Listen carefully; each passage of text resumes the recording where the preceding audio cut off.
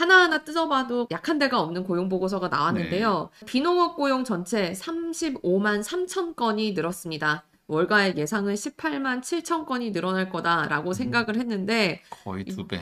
이거를 정말 말이 되나? 가볍게 뛰어넘는 눈을 의심했어요. 이 정도로 많이 나올 수가 있나 싶어서 깜짝 놀랄 만한 수치가 나왔고 심지어 전월 수치도 원래 21만 음, 건으로 발표가 됐는데 이것도 33만 건으로 수정해서 더 발표가 올라갔어요. 되면서 네. 12월, 1월 모두 이 비농업 고용이 30만 건을 훌쩍 뛰어넘는 이런 수치가 나왔습니다. 네. 2023년 1월 이후에 가장 고용 시장이 뜨겁다는 걸 보여줄 수 있을 만한 고용 보고서가 나온 거고요. 35만 3천 건에 대해서 어느 부분에서 늘었느냐를 보니까 민간 부문의 고용이 31만 7천 개, 정부 부문의 고용이 3만 6천 개가 늘었습니다. 사실 정부 음, 부문은 경기에 어떤 변동을 보여주는 게 아니고 그냥 정부에서 뭐 우리 좀 지속해서, 네. 예산 좀 많이 쓰겠다 싶으면 이제 늘리는 거라 오히려 정부 부문이 좀 많이 늘었으면 이게 경기가 뜨겁다는 거를 보여주는 게 아니라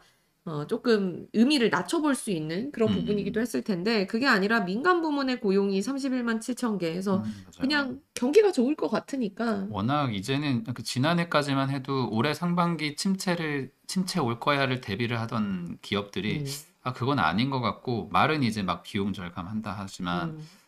하반기에 좋을 것 같은데 하면서 이제 계속 이제 채용을 하고 있었다는 게 이번 데이터에 나타나는 것 같아요. 네. 또 부문별로 어디서 많이 늘었나를 좀 살펴보면 일단 뭐 교육, 헬스케어 여기서 11만 건, 소매업에서 4만 5천 건, 정부 부문 아까 말씀드린 대로 3만 6천 건, 제조업 2만 3천 건, 정보 1만 5천 건, 건설 1천 건, 뭐 레저, 호스피탈리티 1천 건. 그러니까 전반적으로 정말 많은 부분에서 대체적으로 일자리를 추가했고 유일하게 빠진 데가 이제 마이닝, 채굴, 뭐 이런 쪽에서 어, 6천 건이 빠진 정도. 그러니까 전반적으로 이 업종 상관없이 모두 다 대체로 강세를 음, 보였던 부분이었고요.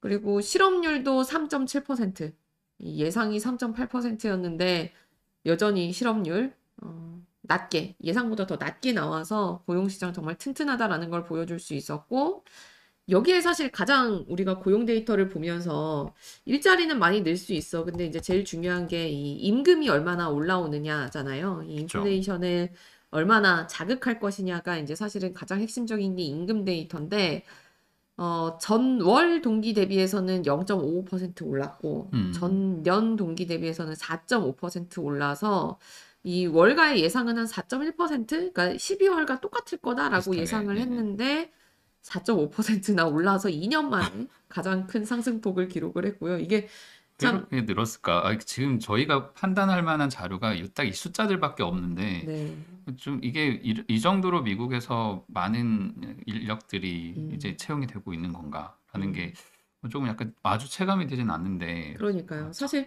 주변에 물어보면 일자리를 구하는 게 쉽지 않다라는 음, 식의 좀 뭐 경기도 그렇고 좀 어려운 것 같아. 저, 뭐 물가도 지금 좀 빡빡해라는 이야기들을 많이 하는데도 불구하고 그러니까 사실은 임금이 이렇게 많이 올랐다는 것도 이번 고용 데이터가 너무 뜨겁다라는 거를 보여줄 수 음, 있을 만한 맞아요. 거였고, 그리고 사실 그나마 조금, 고용 시장이 식나라고 볼 수 있는 이제 건덕지를 찾아보면 노동 시장이 줄긴 줄었어요.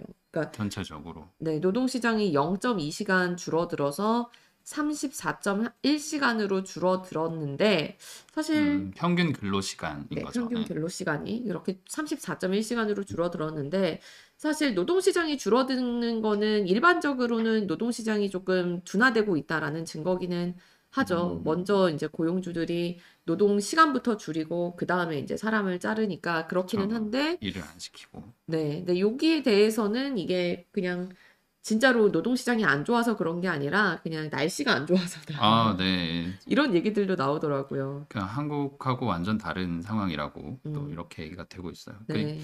지금 뭐 날씨가 안 좋기 진짜 안 좋고 얼마 전까지는 눈 음. 엄청나게 오고 맞아요. 막 그 강풍 온다고 계속 경보 뜨고 이런 음, 날씨여서 음. 이분들은 그러면 또 일을 안 해. 한국인들이 열심히 이제 일을 하러 그 비를 뚫고 갈 텐데 그쵸, 그쵸. 우리가 돈 안 받으면 일 안 해. 뭐 이런 거여가지고 그러니까 확실하게 그래서 노동 시장이 줄어든 게 음, 아니냐. 그러니까 음, 그나마 오늘 나온 노동 데이터에서 그나마 노동시장이 조금이라도 둔화됐다고 볼 수 있을 만한 숫자가 유일하게 노동시장이 줄어든 건데, 이 노동시장 시간이 시간이 줄어든 것도 0.2시간 네, 줄었죠. 네, 평균적으로.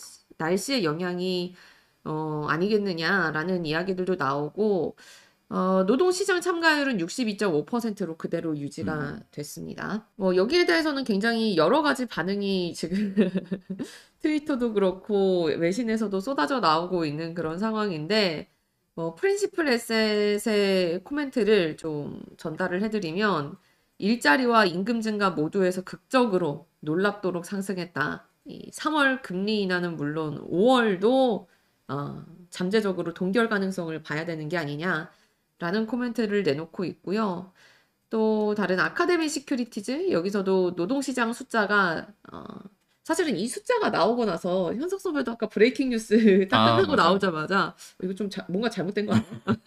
잘못된 걸 지금 계속 찾고 계시거든요. 네, 지금 지표의 집계가 뭐가 잘못된 게 아니냐라는 의심을 할 정도로 굉장히 비현실적인 수치가 나왔는데, 그래서 이거 정말 집계 방식이 뭔가 좀 바뀌면서 좀 문제 있는 거 아니냐라는 얘기가 나올 정도인데, 이 아카데미 시큐리티즈는 이런 반응에 대해서 노동시장 수치가 이거 자기는 현실적인 수치라고 생각한다. 그러니까 자기도 깜짝 놀라기는 했지만 돌이켜보면 소비자 지출이나 소비자 심리 관련 데이터가 최근에 다 괜찮았다.